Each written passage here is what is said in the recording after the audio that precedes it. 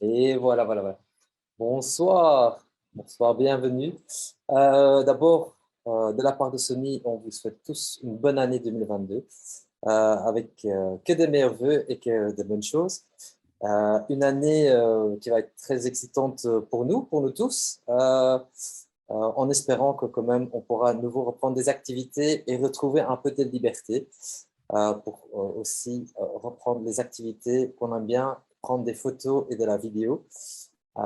Et pour ça, ben, on est très content quand même que l'année passée, on a quand même sorti deux, trois intéressants modèles chez Sony, donc le A1 et surtout le A7 IV.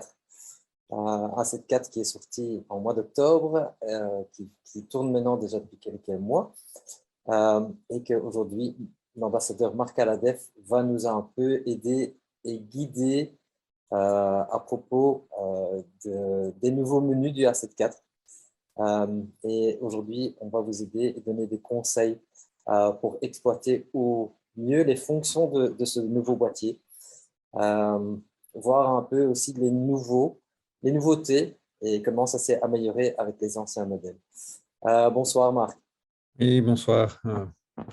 Bonsoir à tous. Merci d'être si nombreux.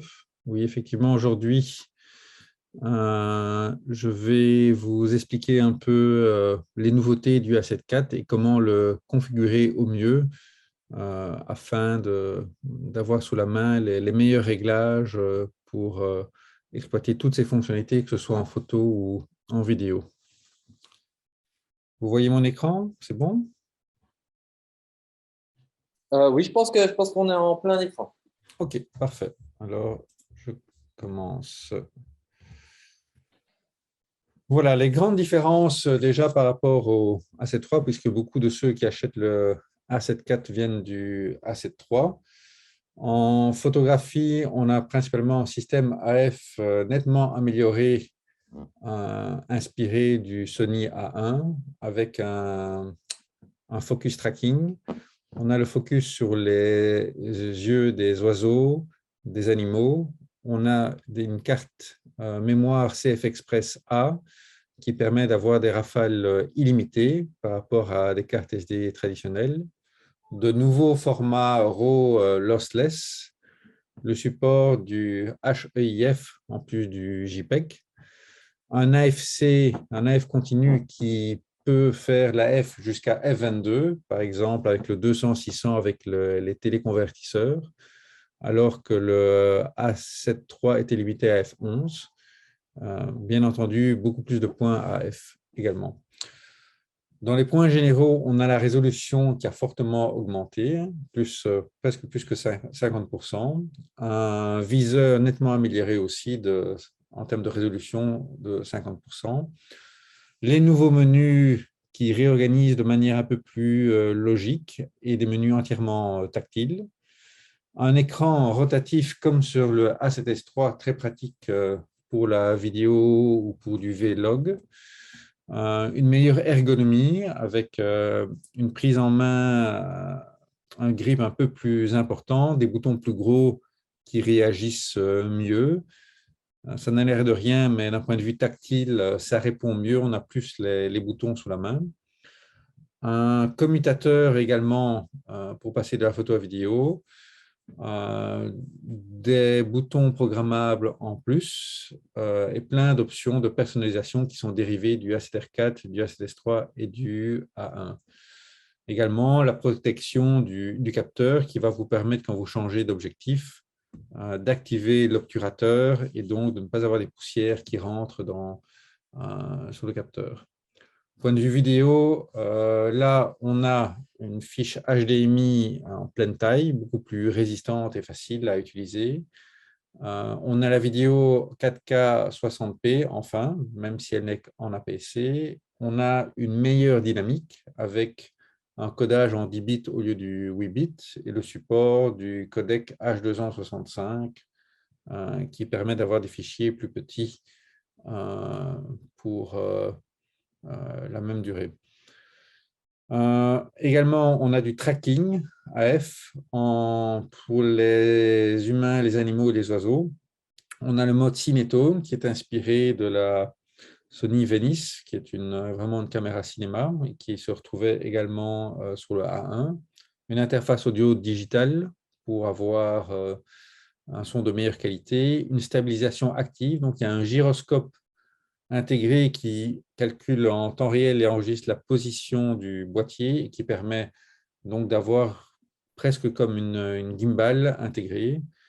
Et puis des fonctions un peu exclusives au A7 IV, comme la compensation du focus breathing, le streaming webcam, etc. Mais je passerai à travers toutes ces fonctionnalités plus en détail. Mais donc, vraiment énormément de nouveautés par rapport au A7 III.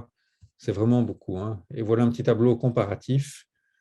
En bleu, c'est ce qui est amélioré par rapport à A7 III. Et donc, on a vraiment énormément de choses inspirées du A1 et A7S3 qui se retrouvent dans le A7 IV. Pour autant, ce n'est pas un A1. Hein, il faut quand même expliquer la différence de prix, qui est du simple au double entre les deux. La grosse différence, c'est le capteur. Le capteur est un capteur BSI, Back Illuminated Sensor, qui est lu en 1/15e de seconde. Mais ce qui fait qu'on a parfois ces mécanismes, ce bending avec les lumières artificielles ou qu'on a, quand on fait des pannings ou en vidéo, on a des effets de rolling shutter. C'est ce qu'on appelle, on voit l'image qui est un peu courbée.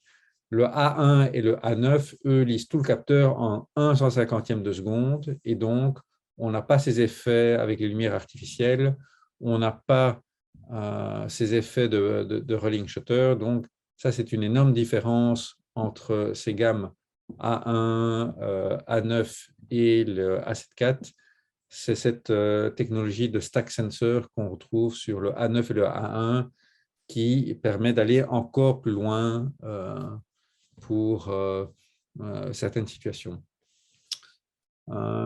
Une autre différence aussi, c'est que les A1, A7S3 ont 2 slots CF Express A et donc pour une utilisation professionnelle sportive, par exemple, si on veut de la rafale illimitée, on voudra l'avoir également en double slot pour assurer un backup. Ici, il y a la possibilité d'avoir une CF Express A pour avoir une rafale illimitée, mais seulement sur un seul slot.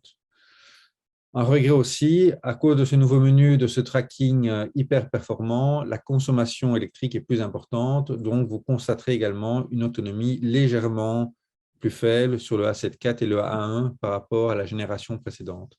On parle peut-être d'environ 20% d'autonomie en moins parce que le processeur qui est dedans, pour faire tout ce qu'il fait, consomme quand même beaucoup plus d'électricité. N'hésitez pas à poser des questions. Simon me les relaiera en cours de route. Hein. Voilà. Pour parler de l'ergonomie matérielle, les grandes différences, c'est qu'on a un bouton Record maintenant qui a remplacé le bouton C1. Hein. Le C1 et le Record ont été permutés. Donc, un peu plus d'accent sur la partie vidéo.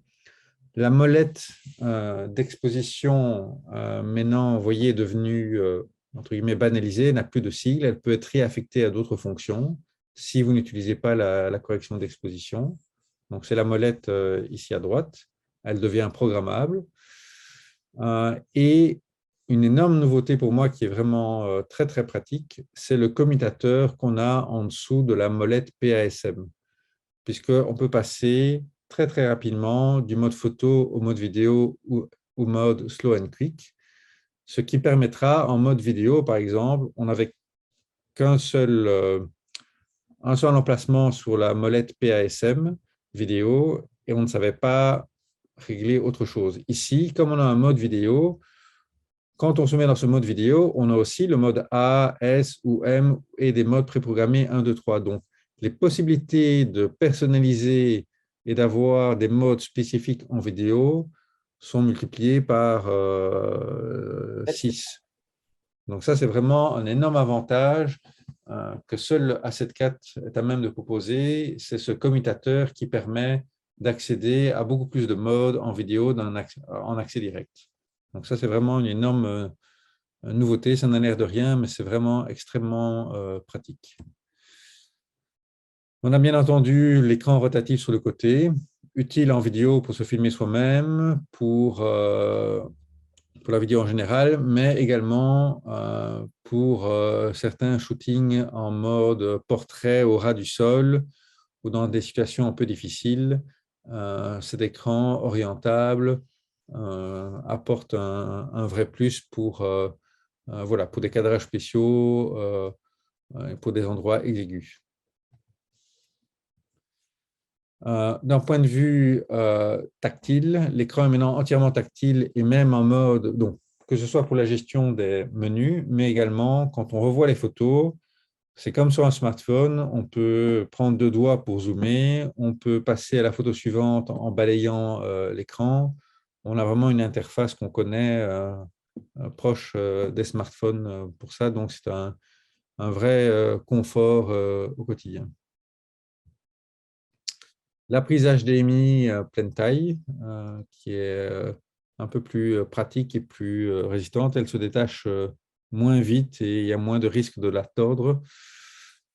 Donc, une très bonne chose. La carte CF Express, donc, qui monte à 700 mégas par seconde en écriture au lieu de 300 pour, je dirais, une SD card, et donc un RAW non compressé de 33 millions de pixels fait aux alentours de 40-50 mégas, et donc on supporte sans problème jusqu'à la capacité totale de la carte, les 10 images par seconde, donc c'est une rafale infinie qu'on peut avoir, quoi. On a une légère amélioration également pour la stabilisation, mais rien de très différent de ce qu'on connaissait déjà. Le viseur a été quand même nettement amélioré. On est passé de 2,4 millions de pixels à 3,7 millions. Donc, on a la même chose qu'on a sur le A7R3, mais on est encore loin du confort qu'on a sur le A7R4, le A1 ou le A7S3. Sur le A1, on monte à des viseurs de 9,4 millions de pixels, où là, c'est vraiment extraordinaire. Mais donc, il faut bien expliquer la différence de prix avec ces modèles supérieurs qui vraiment ont le nec plus ultra de tout ce qui est possible d'avoir, mais qui font grimper très fort les prix. Voilà, en termes vidéo aussi, l'interface du Flash, comme vous le savez, supporte également des micros en direct et supporte ce micro à interface digitale, que ce soit pour le micro XLR ou pour ce micro-là qui est excellent. On a une communication digitale directement avec le boîtier plutôt que d'être analogique. Donc, on a une meilleure, je dirais, qualité pour enregistrer le son. Un plug-and-play système. Ouais. Alors, le nouveau menu est organisé vraiment en 3 niveaux, avec plutôt que des onglets, je dirais, à l'horizontale, ils sont à la verticale, avec des codes couleurs et des menus qui sont différents en photo ou en vidéo. Donc, selon que vous êtes en mode photo ou vidéo, le menu va changer. Les options communes restent présentes dans les deux, mais sinon, certaines options n'apparaîtront que dans un mode, ce qui permet d'enlever quelques options qui parfois n'étaient pas valides et d'alléger, même si ce n'est pas très allégé, d'alléger un peu les menus et de n'avoir que ce qui est relevant dans un mode ou l'autre. Marc, excuse-moi, mais parce qu'on est dedans, j'ai déjà une question qui reste dans le thème. C'est une question de Noé. Grâce au commutateur photo-vidéo, normalement, il me semble qu'il était prévu de garder les réglages photo d'un côté et vidéo de l'autre. Exemple, en mode M, garder 1,50 en shutter et en vidéo, toujours en mode M, basculer le commutateur et passer à 1 millième en shutter. Il constate que le réglage est finalement commun, sauf erreur de sa part. Ce n'est pas une erreur, mais il y a une option, l'option 128, que je vais vous expliquer qui permet d'avoir vraiment une séparation. Mais il y a un menu qui permet de dire quels sont les paramètres qui doivent être pris ou pas.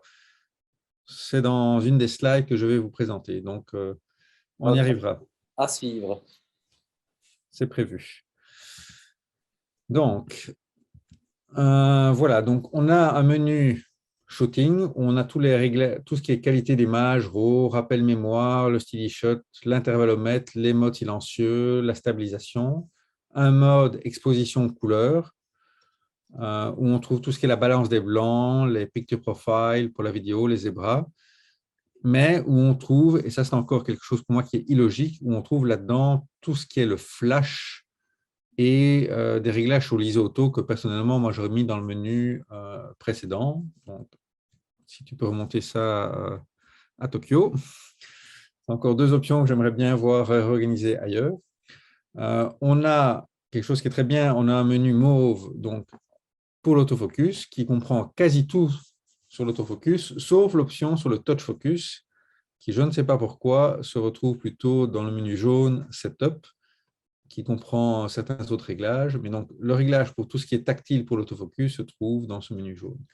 Sinon, menu bleu classique pour tout ce qui est lecture et menu vert pour tout ce qui est la connectique, qui sont, eux, très clairs. Ça, c'est un peu pour l'organisation des menus. Donc, une grosse amélioration, mais j'espère qu'un A75 réglera les derniers petits soucis. Voilà. Donc, en photographie, les plus gros réglages sont sur l'autofocus et c'est là qu'il y a la plupart des nouveautés. Et donc, je vais faire une petite présentation sur comment configurer au mieux l'A7 IV d'un point de vue autofocus en photo. Donc, je fais d'abord un zoom là-dessus avant de couvrir les autres aspects. Donc, il faut savoir que si vous voulez la rafale vraiment illimitée, il faut une carte CF Express A. Donc, ça, c'est quelque chose d'important à savoir. Avec l'A7 IV ou le A1 ou A7R4, le mode de tracking est tellement performant qu'on n'utilise quasiment que lui. On ne switche plus entre l'AFS, l'AFC, etc. avec plein de modes. On reste quasiment tout le temps en AFC, mode tracking, pour la plupart des cas. Les seuls cas où vous pouvez basculer peut-être en AFS, c'est pour de la photo d'objets, ou si vous ne faites que du paysage, et même en paysage, le mode tracking est aussi performant que le mode AFS, donc il n'y a pas de souci.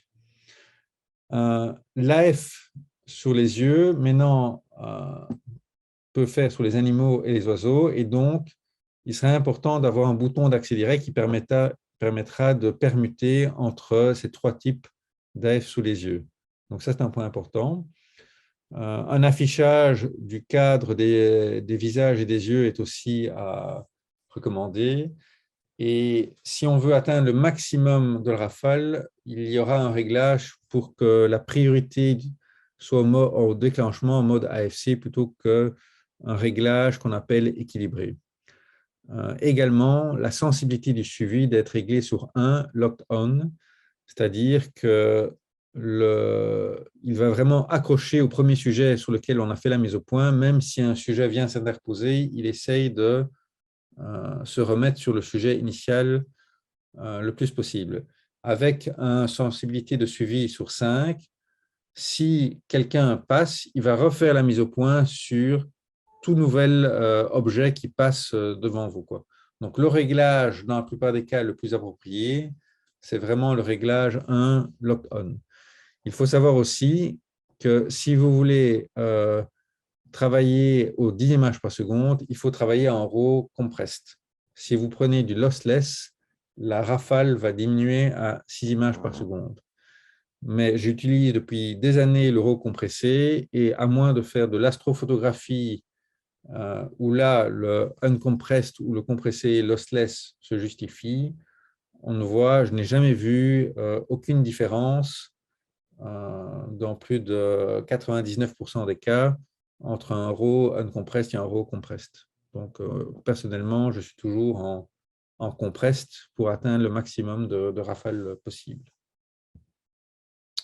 Donc, une petite démo, une explication sur le tracking real-time qui est introduit sur le A1, le A9, le A7C, le A74, le R4, le 7S3, le A6600, etc. C'est un mode en fait qui combine la reconnaissance des visages, des yeux, des couleurs, de la forme. Donc, si vous photographiez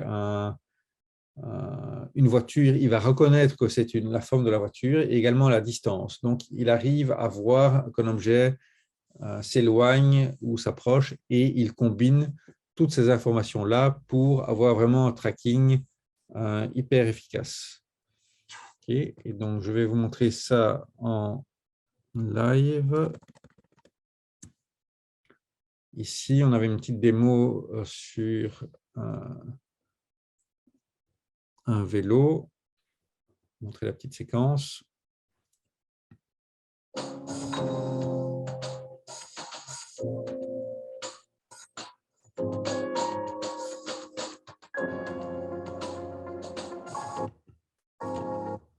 Voilà.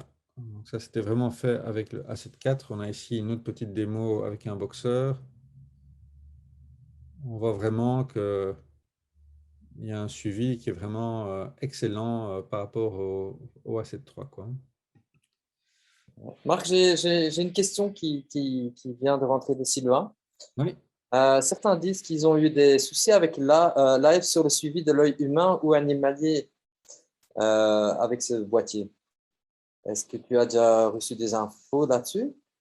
J'ai vu ça comme rumeur, mais la plupart des gens disent qu'ils n'ont aucun souci. Donc, est-ce que c'est un mauvais réglage ou un cas particulier sur quelques boîtiers? Je ne sais pas, mais le A7 IV que j'ai et que j'ai essayé déjà sur le terrain, jamais eu aucun problème avec. C'est vraiment nettement mieux que le A7 III. C'est mieux que le A7 R4, mais ça reste un peu moins bien que le A1, puisque j'ai le A1, le A7 R4. C'est entre les deux, quoi. Mais je n'ai pas eu de souci vraiment de reconnaissance des yeux du tout, hein. Ça dépend aussi parfois de l'optique. Est-ce que c'est une optique Sony, Sigma, une optique chinoise, etc. Et parfois, il y a des problèmes d'AF sur certains boîtiers, sur des optiques un peu plus confidentielles. Il faut voir chaque cas particulier, quoi. Mais personnellement, je n'ai pas constaté le phénomène. Et j'ai déjà eu 2, 3, 7, 4 en main. Avec aucun de ceux que j'ai eu, je n'ai eu de problème personnellement. Donc, ça peut exister, mais je n'ai pas vu J'ai une ça dans la réponse. pratique. Ouais, j'ai une réponse de Mark Stevens. AI, autofocus, oiseau, décrochage avec Sigma 150-600. Mais ça, Oui, donc ça, il faut savoir que l'AF sur les yeux des oiseaux, entre guillemets, par rapport aux animaux, etc., c'est pas le meilleur des trois, quoi. C'est le dernier apparu, et donc là, il y aura encore des mises à jour, etc. Par contre, le Sigma 150-600, je l'ai testé, et l'AF sur le 150-600 de Sigma, vous pouvez le consulter sur mon blog, hein, le sonyalpha.blog, que ce soit les oiseaux ou les humains, il n'accroche pas comme le 200-600 du tout, quoi, hein. Donc, c'est un de ses points faibles. Donc là, si vous essayez avec le 200-600, vous aurez de bien meilleurs résultats. Donc, j'étais un peu déçu que ce soit le Sigma ou le Tamron pour ces super télézooms. En tout cas, là, la F était moins bon. Pour d'autres, comme on va prendre un Tamron 70-180, aucun problème, très très bon. Mais le Sigma et le Tamron, les 150-600, 150-500, là, le Sony était quand même nettement meilleur d'un point de vue suivi AF, quoi. Donc voilà, là, ça dépend vraiment de l'optique. Réessayer avec une autre optique, il y aurait peut-être moins de problèmes, quoi. OK. merci Marc. Voilà, continuons. Donc ça, c'est une rafale que j'avais fait. Vraiment, tout était net. Ne pas oublier, quand vous faites des rafales comme ça, il faut quand même une certaine vitesse d'obturation, hein, parce que on a beau avoir un AF qui vraiment accroche. Si vous mettez une vitesse d'obturation de 1/125e, vous aurez un flou de bouger. Ce n'est pas un problème d'AF, c'est que la vitesse d'obturation n'est pas assez rapide. Donc, quand ce sont des personnes en mouvement ou des animaux ou autres, c'est un 5/100e minimum, si pas un millième, un 2 millième, quoi, pour avoir quelque chose de net. Mais à F1.4, aucun souci de mise au point pour autant que la vitesse en rafale tracking soit suffisante. Et donc, comme je l'expliquais, il faut vraiment choisir le mode compressé pour avoir le maximum de performance. Et voilà, par rapport à C3 où on avait 89 RAW compressés, ici, on a plus de 1000. En fait, on épuise juste la capacité de la carte, quoi. Donc, c'est sans fin, quoi. Donc, on peut tenir à 10 images par seconde, une centaine de secondes, donc presque 2 minutes de rafale à concurrence, je dirais, vraiment de la capacité de la carte, quoi. Alors, ça, c'était pour un petit test qui avait été fait. Donc, entre la même séquence où un modèle s'avançait, 156 images enregistrées en 20 secondes, contre 114 en 26. Le buffer a mis 22 secondes pour se vider sur le A7 III et moins d'une seconde à se vider sur le A7 IV. Donc, dès qu'on a fini la rafale, on peut recommencer. C'est quasi instantané. Et ça, c'est vraiment très agréable. Sur la A7 III ou A7R3, on devrait vraiment attendre. Une scène recommençait, on était bloqué, on ne savait pas refaire de rafale. Ici, on n'a pas du tout ce souci. Ça, c'est vraiment un gros confort. Donc, pour les réglages de live sur les yeux, on a vraiment pas mal d'options supplémentaires. Et donc, dans les menus, je vous recommande ces settings-là. Donc, d'avoir la priorité visage pour les yeux AF sur On, que dès qu'il détecte un visage, c'est ça qui a la priorité. On verra pour la détection, si c'est humain, etc., il y a un petit réglage à faire. Je vous recommande également d'afficher le cadre du visage des yeux, comme ça on voit qu'il a bien fait la mise au point surtout quand il y a plusieurs sujets, sur le sujet qu'on veut. Une petite option qu'on n'avait pas sur la C3, qu'il y a sur le A7R4, A1, etc., c'est que parfois l'œil qui est pris n'est pas celui qu'on veut, et donc il y a moyen de forcer qu'ils prennent soit l'œil gauche ou l'œil droit. Forcément, vous n'allez pas aller dans les menus pour ça, et donc il vaut mieux, si vous voulez parfois permuter l'œil qui est pris en compte, assigner ça à un bouton d'accès direct pour forcer qu'il prenne l'autre œil par rapport à ce qu'il a lui-même sélectionné, quoi. Donc là, sur les yeux des animaux, voilà. Vous l'avez sans doute vu déjà dans des vidéos en action. Si les oiseaux, ça ne vous intéresse pas, ou si les humains, ça ne vous intéresse pas, la seule chose qui vous intéresse, ce sont les chiens, il y a moyen de désactiver les autres modes. Okay. Et donc, plutôt que de devoir aller sur un bouton puis sélectionner un des 3 modes, il y a moyen de personnaliser un bouton pour que ce soit une commutation. Donc, il va boucler entre les 3 modes ou 2 modes, s'il n'y a plus que 2 modes qui sont sélectionnés, quoi. Donc, Marc, j'ai une question de Stanislas et je pense que ça rentre dans la même gamme que tu es en train oui. d'expliquer. Est-ce qu'il est possible de switcher rapidement d'un visage à un autre, par exemple dans un cadre en mode vidéo? Oui. Je le réexpliquerai quand je parle de la vidéo, si vous voulez. Ouais. Alors, donc ça, c'est ce que je vous expliquais sur la commutation entre les modes. Donc, ceux que vous n'utilisez pas, vous les enlevez et vous gardez uniquement ceux qui vous intéressent. Alors, le mode, vraiment la configuration à avoir ici dans le menu mise au point, c'est d'être par défaut en mode AF continu. En AFS,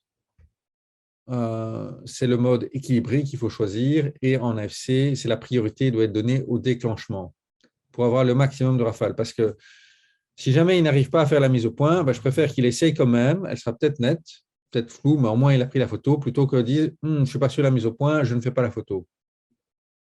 Donc c'est vraiment ce mode déclenchement qu'il faut régler en AFC et avoir une sensibilité de suivi sur un. Donc, garder le focus sur le premier sujet verrouillé et ne pas permuter sur tout sujet qui vient s'interposer. Alors, limitation aux zones de mise au point. Étant donné que ce mode tracking est vraiment excellent, et là je vais, ouais, on le voit, donc c'est le, vous voyez ma souris, hein? Donc c'est ce petit schéma à droite. On peut finalement, parce qu'il y a 14 modes de mise au point, les modes en AFS et les modes en AFC, il y a moyen de désélectionner tous les modes qu'on ne veut pas. Et donc, moi, personnellement, j'utilise le spot flexible, soit small, soit large, la plupart du temps, ou le zone large dans certains cas de figure, et donc je n'ai gardé plus que ça en mode AFC, et dans les rares cas où j'utilise le mode AFS, je suis plutôt en flexible spot small. Et donc, en ayant désélectionné tout ça, plutôt que d'avoir un bouton et de devoir naviguer dans les 14 modes et de sélectionner le bon, j'ai un bouton qui me permet de permuter dans les modes restants. Et si je suis en AFC, eh bien, je ne permute plus qu'entre 3 modes. Et donc, c'est extrêmement rapide de switcher dans un des 3 types de zones qui me restent, plutôt que d'avoir toutes les options cochées. Donc, c'est assez essentiel d'enlever toutes les modes que vous n'utilisez pas et de ne garder vraiment que les modes que vous utilisez et avoir cette permutation sur les modes qui restent, quoi. Donc ça, c'est vraiment quelque chose d'essentiel. Quelque chose aussi utile quand on fait souvent la rafale, ce sont ces options-ci. Affichage, chrono, prise de vue sur type 4. Ça va nous donner un petit clignotement avec des petits points dans les côtés pour indiquer qu'il prend les photos, ce qui est vraiment utile quand on est en mode silencieux, sinon on ne sait pas qu'on prend les photos. Et affichage prise de vue restante, affichage uniquement en prenant prise de vue. Ça affiche une petite barre quand on fait des rafales sur la gauche qui diminue au fur et à mesure que le buffer est utilisé. Et donc, si vous n'avez pas de CF Express, c'est quand même utile de regarder combien de buffer il vous reste pour ne pas se retrouver éventuellement à court si vous avez une carte qui est un peu lente, quoi. Donc ça, ce sont vraiment des petites options à activer pour optimiser l'autofocus. Alors, un autre réglage très utile, c'est l'entraînement d'ouverture AF.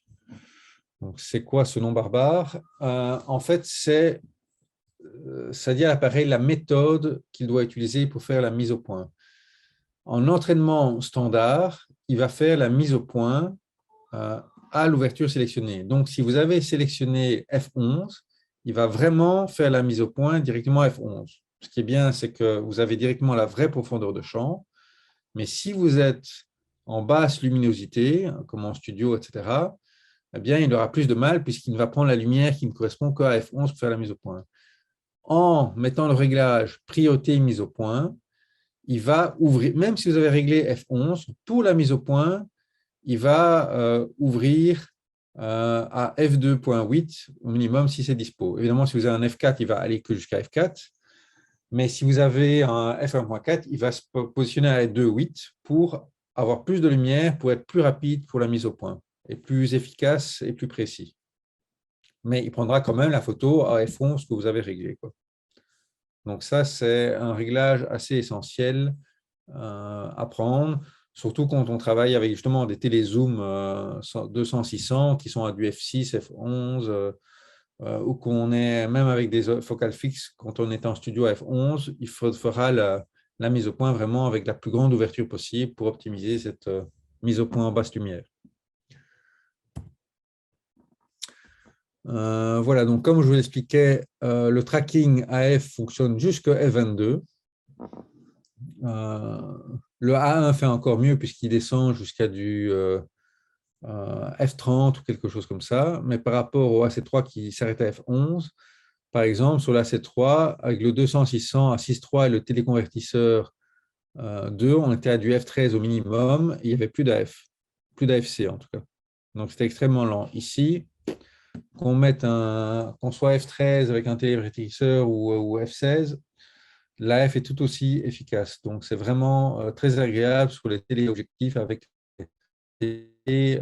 aucune perte d'efficacité d'AF sur le A7 IV. Alors, un petit réglage qui serait utile pour la vidéo, c'est le fonctionnement tactile lors de la prise de vue. OK. Donc, qu'est-ce que ça veut dire? Par défaut, il est sur mise au point tactile. Donc, quand vous allez utiliser la fonctionnalité de mise au point en appuyant sur l'écran arrière, si on est sur mise au point tactile, il fera la mise au point à l'endroit précisé, mais il ne commencera pas le suivi, le tracking. Donc, c'est comme une mise au point AFS. Par contre, si on se met en suivi tactile, en appuyant à un endroit sur l'écran arrière, il fait la mise au point là et il enclenche le mode de tracking. Et c'est ce qu'on utilisera également donc, en vidéo principalement. On fera une mise au point en touchant une personne à l'écran. Elle se déplace, il va la suivre en continu. On veut changer de personne. On reclique sur le deuxième sujet et il recommence le tracking sur cette deuxième personne ou sur un objet ou peu importe sur quoi on a cliqué. Donc, ce suivi en vidéo ou même en photo, il faut vraiment activer cette option de suivi tactile et pas la mise au point tactile. Donc ça, normalement, ça répond à la question qui avait été posée précédemment pour la vidéo. Une question pour toi, Marc, de Thierry.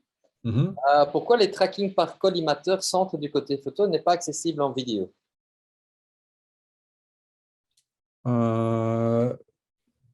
Parce que je me pose aussi la question. En fait, pour la vidéo, pour moi, il y a une hérésie, c'est que je m'attendrais à pouvoir bouger un collimateur avec le joystick et que si j'appuie, il commence le suivi. Non, ça ne fonctionne que via l'écran arrière, quoi, avec ce mode tactile. C'est un point que j'ai remonté il y a déjà plusieurs mois, même sur la A1 ou autre. Pour moi, on devrait pouvoir déclencher avec le collimateur le suivi en vidéo, mais non. Une question pour le Japon. C'est impossible, il faut utiliser un appui sur l'écran arrière. C'est la seule manière de le faire proprement, quoi.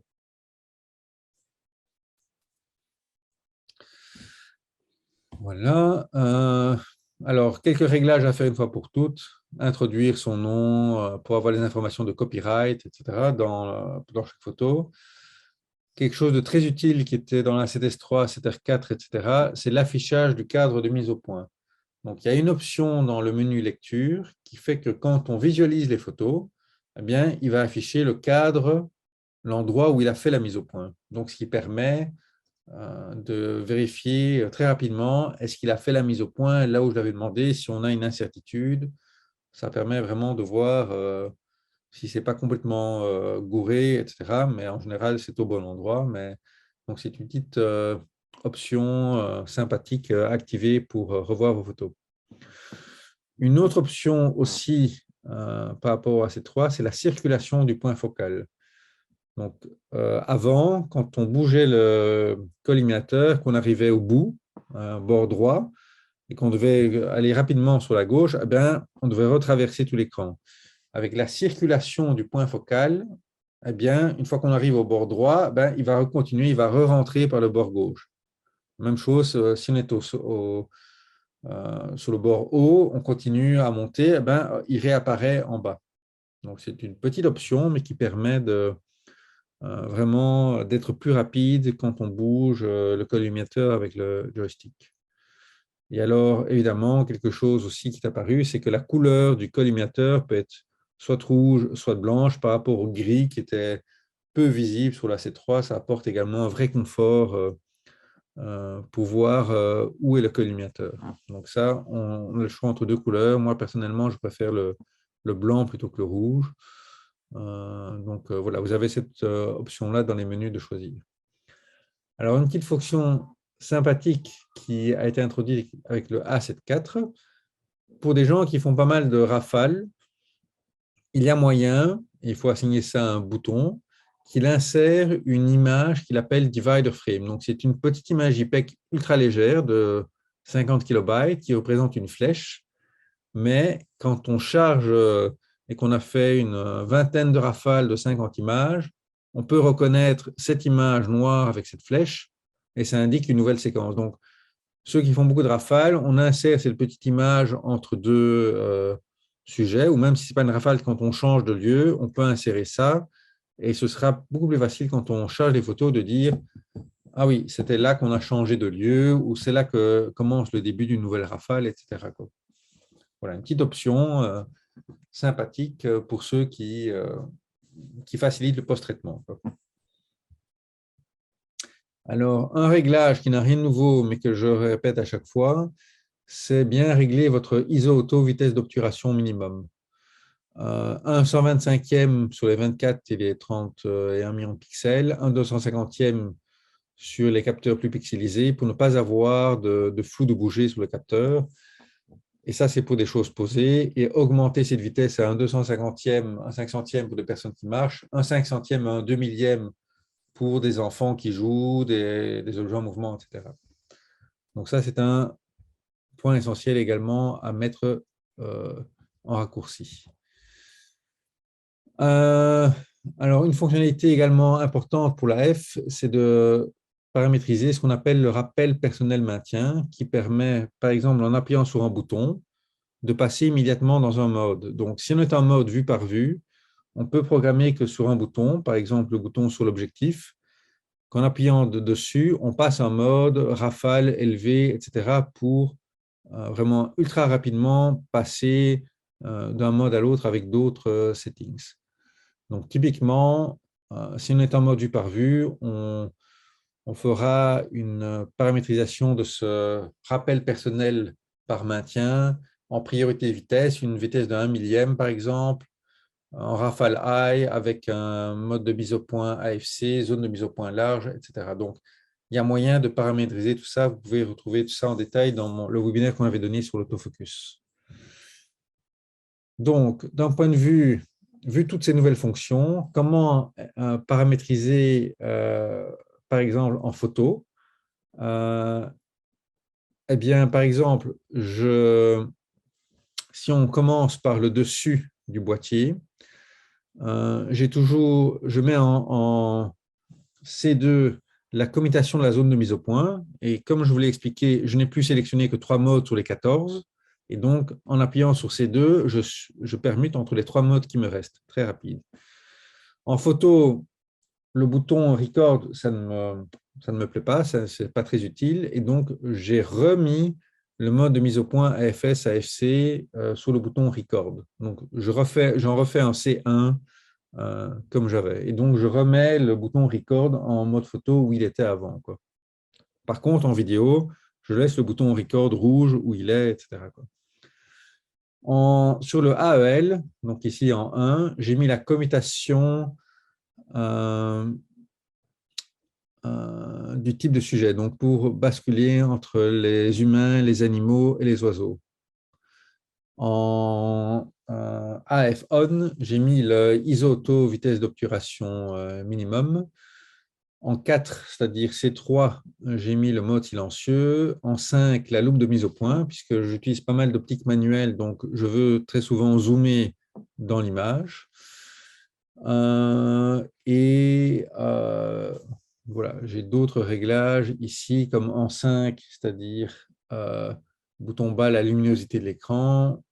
Mais donc ça, vous devez paramétriser selon votre pratique. Et sur le bouton de l'objectif, le rappel personnel maintien, donc qui me permet, je ne suis pas moi par défaut en mode rafale, je suis en mode vue par vue, mais si j'appuie sur ce bouton, je passe immédiatement en mode rafale qui me permet de faire, s'il y a un sujet qui passe où j'ai besoin de la rafale, de l'activer directement. Et pour la molette d'exposition, ben, moi je l'utilise en tant qu'exposition, donc je laisse le défaut comme elle était sur la A7 III. Donc ça, c'est vraiment les réglages que j'ai faits de mon boîtier pour la photo. Ensuite, dans le menu FN, une nouveauté du A7 IV par rapport à A7 III, c'est que le menu FN est différent en photo et en vidéo, et donc on personnalise avec les options qui nous sont les plus utiles. Donc moi, j'ai mis les réglages de la carte, le réglage du styli shot pour les optiques manuelles, mais de nouveau, les réglages du flash à personnaliser en fonction de votre pratique, sur ce qui est le plus utile pour vous. Pour les boutons lecture, j'ai mis sur un des boutons la sélection du support de lecture pour basculer entre la carte 1 et la carte 2. Pour aussi capturer une photo à partir d'une vidéo. Parfois, je veux extraire une photo d'une vidéo, donc ça permet de le faire en direct. Donc ça, c'était pour les réglages photo. Pour les réglages à faire aussi une fois pour toutes, commun en général, il y a le réglage de l'anti-poussière. Donc, il y a maintenant l'option, ça c'est dans le menu 55, d'activer l'obturateur lors de la mise hors tension. Donc, quand on éteint le boîtier, l'obturateur va s'activer, ce qui permettra de changer un objectif sans avoir des poussières qui rentrent sur le capteur. Attention, l'obturateur est fragile, donc ne pas l'exposer à la lumière, toujours continuer à l'exposer vers le bas et continuer à le faire en quelques secondes et pas ah, il y a l'obturateur, je vais le laisser à l'air libre pendant 5 minutes. Non, c'est toujours fragile. Ça permet de minimiser les poussières, mais ce n'est pas un volet métallique de 5 mm d'épaisseur, donc c'est fragile.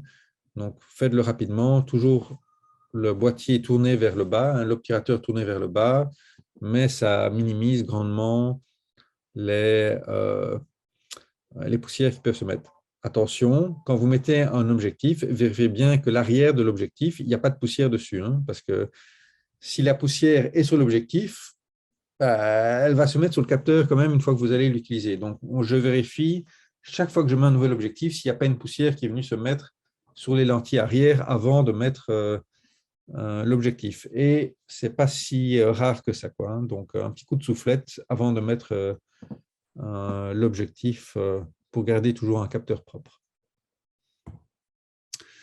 Un petit réglage aussi à faire par défaut, c'est la température hors tension automatique à mettre sur élevé.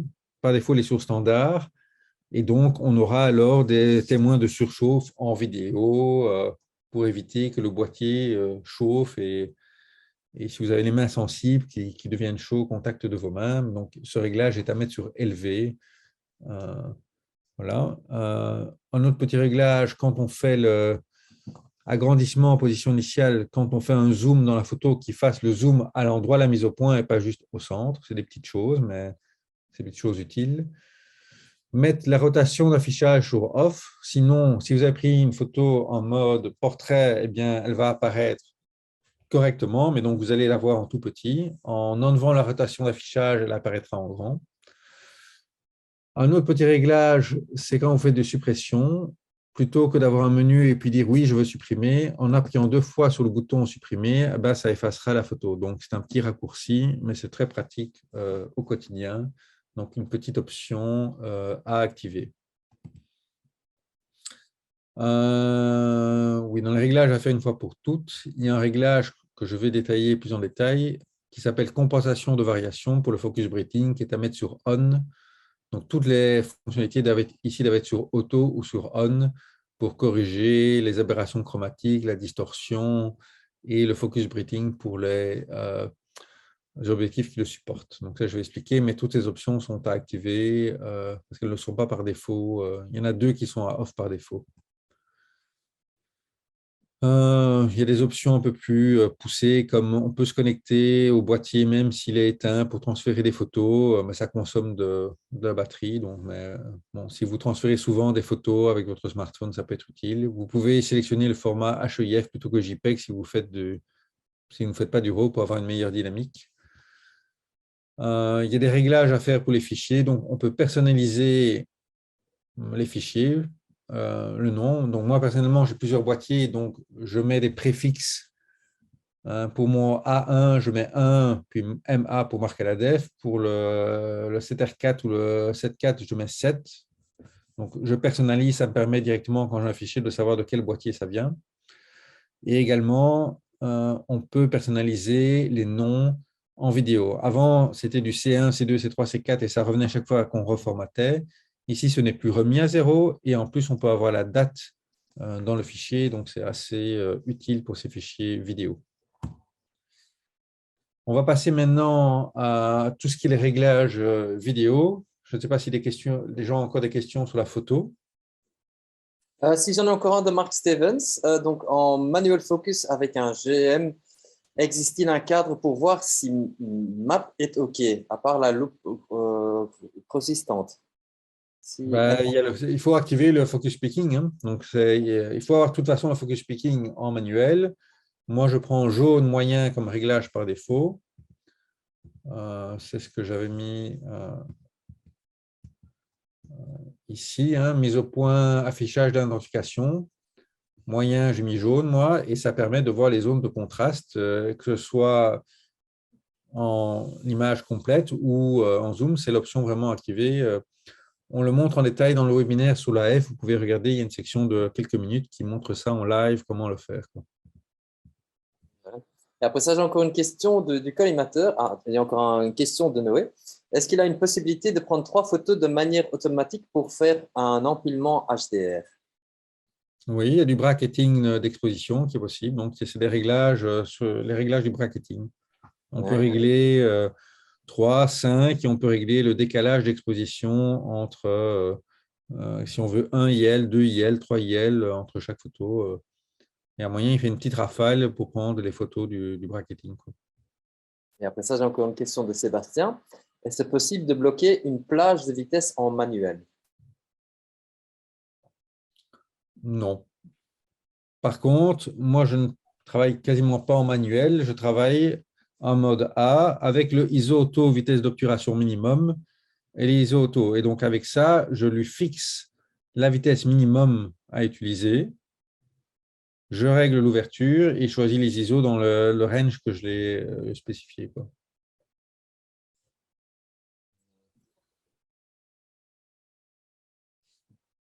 Question encore de Thierry. Thierry, excuse-moi. Bracketing AWB, mais pas focus. Alors, bracketing de focus, ça n'existe pas. Il y a un bracketing d'exposition possible pour faire du HDR. Il y a un bracketing de balance de blanc qui ne sert pas à grand-chose, sauf si on fait du JPEG.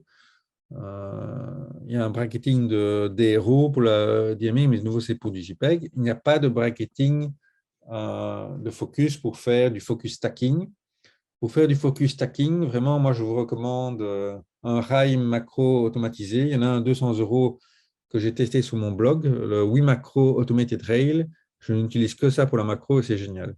Mais il n'y a pas la fonctionnalité intégrée dans le boîtier pour faire du bracketing, pour faire du focus stacking. Ça n'existe pas. On l'a déjà demandé depuis des années à Sony, mais ce n'est pas encore là, quoi. Et après ça, encore une dernière question avant de continuer. De Christophe, comment fait-on pour désactiver la permutation d'écran viseur? Il y a une des options dans le menu. Et alors, on doit la faire manuellement quand on veut la faire, quoi. Mais bon, ça prendrait un peu trop de temps là. On n'a pas plus beaucoup de temps qui reste, mais il y a une option dans le menu pour le faire. Vous cherchez dans le mode d'emploi, commutation écran, vous allez trouver où est l'option pour ça, quoi. Sans doute dans le menu jaune. Je le mettrai là, moi, en tout cas. Merci beaucoup, Marc. OK, donc en vidéo, allons-y rapidement. On a un mode 4K, soit avec le codec H264, soit le H265, c'est le HS, mais qui nécessite soit des Mac récents avec des puces M1, soit des ordinateurs avec des cartes graphiques puissantes où on sait faire de l'encoding et du decoding matériel. Sinon, votre ordinateur va ramer comme ce n'est pas possible. Donc, ce mode HS est réservé, ça permet d'avoir des fichiers plus petits, d'accéder à des bitrates plus élevés, mais il faut un ordinateur récent. Donc, les grandes différences, c'est qu'en plus des modes 8 bits, on a maintenant des modes 10 bits, donc plus de gamme de couleurs. On peut faire du 50p, mais là, on switch en APS-C pour du 4K. Et on a les fameux modes Long GOP ou All Intra qui sont disponibles. Mais pour ça, je vous recommande, par exemple, d'écouter les autres webinaires qu'a fait Bruno Mas sur la vidéo, où il explique très en détail tous ces réglages vidéo. Sachez qu'on a donc, les principales nouveautés, c'est on a du tracking, que ce soit sur les animaux, les humains, les oiseaux en vidéo. On a la 4K 50p, mais en APS-C. On a tous ces modes vous voyez, vous regarderez au calme, je dirais, le replay ou votre mode d'emploi. Certains modes nécessitent des cartes mémoire avec une vitesse plus élevée, donc des V60, des V90, etc., ou des cartes CF Express. Mais voilà, on a quelque chose très proche du A7S3 ou du A1, donc une très nette amélioration. Les seules choses qui manquent, c'est quand même la 4K 100p qui reste réservée au A1 et au A7S3. Il ne fallait pas quand même tout mettre là, sinon il n'y a plus aucune logique pour le A7S3 d'exister, quoi. On a le fameux mode Cinétone, qui est un mode un peu plus cinéma, donc qui donne des couleurs un peu plus cinématiques, hein, qui facilite le grading. Les anciens modes S-Log, tout ça est là. Alors, je vais vous montrer, avant de parler des réglages vidéo, je regarde le temps. On a une fonction qui permet d'avoir un cadre rouge quand on enregistre, qui permet de voir qu'on enregistre. On a un châssis avec dissipation thermique qui permet de ne pas avoir de surchauffe. Alors, la stabilisation via gyroscope, donc en vidéo, et uniquement en vidéo, on a un mode de stabilisation supplémentaire qui est le mode actif. Donc ça, c'est vraiment comme si on avait une gimbal, et donc ça croppe un peu, mais ça permet vraiment de stabiliser très très fort.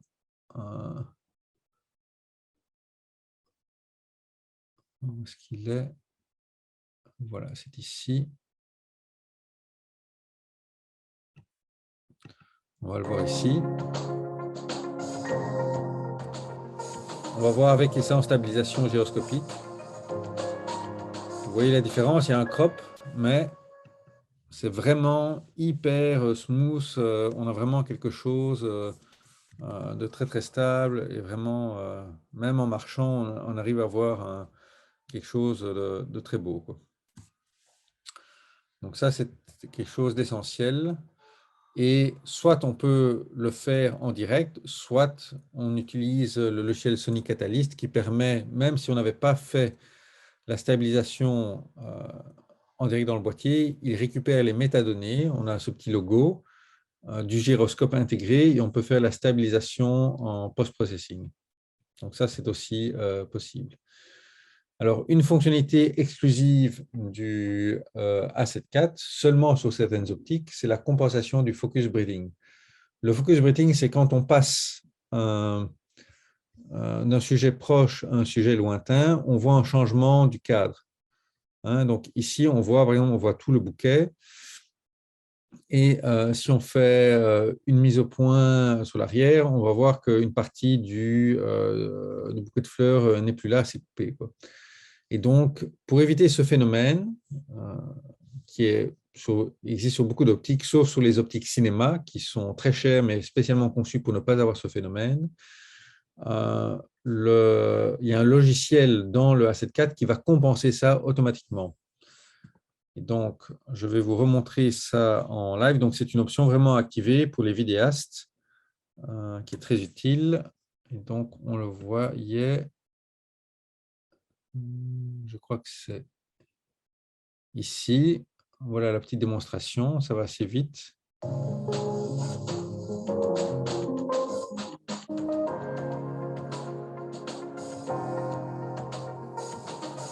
Ça vient juste là. Regardez bien le cadre qui va changer. Vous voyez le changement de cadre. Et en activant l'option, il n'y a aucun changement de cadre. Donc, il y a déjà un crop à l'avance, mais quand on passe d'un sujet lointain à un sujet proche, il n'y a aucun changement de cadre. Et donc, on n'a pas cet effet de zoom en passant d'un sujet proche à un sujet lointain. Et donc, ça, en vidéo, c'est quand même pas mal. C'est vraiment très bien. Surtout avec, par exemple, le 35 GM a pas mal de focus breathing, le 50 GM aussi. Avec ça, on ne le voit pas du tout. Et j'espère qu'ils vont le mettre sur le A1, parce que le A1 n'a pas ça, il n'y a que le A7 IV pour l'instant qui a. Mais voilà donc les optiques supportées, et ce ne seront que les optiques Sony et jamais les autres optiques, puisque ça prend en compte les caractéristiques de l'optique, c'est programmé pour qu'ils puissent les compenser. Donc, Sony ne va pas analyser toutes les optiques en détail pour compenser ça pour les autres optiques. Donc, ce ne sera que sur les optiques Sony que ce sera possible, quoi. Dans l'intérêt du temps, oui, il y a vraiment des options en plus. Le Focus Assist, qui sont des options assez avancées en vidéo. La F-Assist, le Focus Map. Donc, je vous laisserai regarder. Il y a pas mal de tutos sur YouTube là-dessus qui expliquent ça en détail. Une fonctionnalité très intéressante, c'est la fonctionnalité webcam. Donc, que ce soit maintenant sur l'A7C qui a été mis à jour, sur le ZV10 ou sur le A7 IV, en branchant directement un câble USB-C à votre PC, ça devient une webcam de luxe, mais sans devoir acheter des adaptateurs, passer par l'HDMI et des petits boîtiers complémentaires. C'est ce que j'utilise personnellement pour maintenant, quand je dois filmer des objets et les diffuser, je branche directement un câble USB, ça apporte un petit confort supplémentaire. Une fonctionnalité dans les... Je reviens en arrière pour la personnalisation des boutons. On a encore combien de minutes là? Parce que le temps a déjà été dépassé. On est en train de dépasser fort le temps, donc je propose qu'on fasse encore 3 minutes. Oui, ok. Donc, quelque chose à laisser quand même, que les gens connaissent mal en vidéo, c'est le zoom. Donc, si on a autorisé le zoom image claire, hein, le nom est assez ésotérique aussi, plutôt que pas de zoom optique, il va pouvoir zoomer sur le capteur. Donc, pour faire de la 4K, il faut 3800 pixels. Or, il y en a 7000 sur le A7 IV. Et donc, il peut garder de la 4K en zoomant sur le capteur, en gardant la même qualité optique. Et donc, en vidéo, j'ai programmé, et je crois que c'est le défaut d'ailleurs du A7 IV, sur les boutons AEL et AF-ON, qui sont les boutons 1 et 2 ici, le zoom avant et le zoom arrière. Et donc, même avec une focale fixe, on obtient un zoom en vidéo et un zoom très progressif qui permet vraiment, c'est même mieux que devoir toucher le fil objectif parce que ça fait bouger. En appuyant sur ces boutons, on a vraiment un zoom très progressif qui ne dégrade en rien la qualité de l'optique. Alors, j'ai mis sur les autres boutons, par exemple, les réglages, vitesse, défilement, enregistrement pour passer du 25p au 50p. En 4, ici, donc le C3, j'ai mis le niveau audio. Voilà, qu'est-ce que j'ai mis d'autre? Ça, ce sont les réglages principaux que j'avais effectués, je dirais, pour la vidéo. Les autres options, oui. Alors, il y a, pour répondre à la question qui avait été posée, il y a une option qui s'appelait Réglages différents iFix Film, qui se trouve, je ne sais plus où dans les menus, qui permet de dire, quand on passe du mode photo au mode vidéo, quels sont les paramètres qui doivent être pris ou pas repris pour être différents, quoi. Qui peuvent être différents entre les deux modes. Typiquement, par exemple, moi j'utilise profil d'image en vidéo, mais je ne veux pas que ce réglage-là soit repris quand je repasse en mode photo, quoi. Voilà. Et dans les ISO, je ne veux pas les ISO automatiques en vidéo. Et donc, je peux choisir, quand je bascule du mode photo à vidéo, est-ce que ces paramètres sont repris ou ils évoluent de manière complètement indépendante. C'est ça l'option qu'il faut utiliser pour arriver à ça, pour répondre à la question qui avait été posée en tout début, quoi. Voilà, bon, il y a encore plein de choses à dire, mais je crois qu'il faudra faire une seconde session alors. J'allais juste te proposer ça aussi, Marc. Peut-être qu'on fera un autre webinaire sur la section vidéo du A7 IV, qu'on reprend tout ça. De toute façon, je veux te remercier beaucoup parce que c'est quand même c'était pour le premier webinaire de l'année. C'était très, comment dire, on a beaucoup appris. Moi, quand même, beaucoup de savoir comment les fonctionnalités fonctionnent dans ce nouveau boîtier, quand même, qui est assez impressionnant. Et donc, un grand merci quand même pour toi de nous donner quand même une analyse de tout ça. Pour les gens qui voudraient bien revoir le webinaire ou retrouver ce webinaire, en fait, ils se retrouvent toujours sur nos pages Facebook Sony Belgium. Vous pouvez toujours les retrouver là-bas dans la section des vidéos. Comme ça, vous pouvez aussi les visionner. Et si je ne me trompe pas, Marc, toi aussi, tu les mets sur ton site d'Internet. Oui, oui. Et puis, n'hésitez pas aussi, on le dit aussi à chaque fois, s'il y a des sujets qui vous intéressent, vous voulez un webinaire, je ne sais pas, sur les flashs ou sur la macro ou les filtres, etc., envoyez-nous des commentaires on peut programmer des choses qui vous intéressent, il y a de la demande. Voilà, on est là pour vous, donc on peut faire sur n'importe quel sujet qui vous intéresse, Vraiment un vous Zoom aider. précis, une session de 1 heure, hein. N'hésitez Ouais. pas à nous envoyer du feedback là-dessus, soit à moi, soit en commentaire des vidéos, des replays. Voilà, ça nous aide à programmer des choses qui seront utiles pour vous, quoi. Ou je voudrais une seconde session sur les réglages avancés du A74. Envoyez-nous des commentaires, on pourra planifier tout ça, quoi. Voilà, mais j'ai reçu déjà un très bon. On a reçu un très bel feedback de Sylvain. J'ai le A1 et le A74 et j'ai appris des choses. Et c'est pour ça qu'on le fait. Mhm. Voilà, c'est pour ça qu'on vous essaie de donner ces webinaires et on le fait avec grand plaisir. Et on essaye aussi de les bien préparer. La préparation a été faite par Marc Aladef. Encore un grand merci, Marc. De rien. Euh, Et je vous souhaite tous encore une excellente soirée et n'hésitez pas de regarder sur notre page Alpha Universe les prochains webinaires pour ce mois-ci et pour les prochains mois. Je vous souhaite une excellente soirée et à Oui. bientôt. Bonsoir. Bonsoir.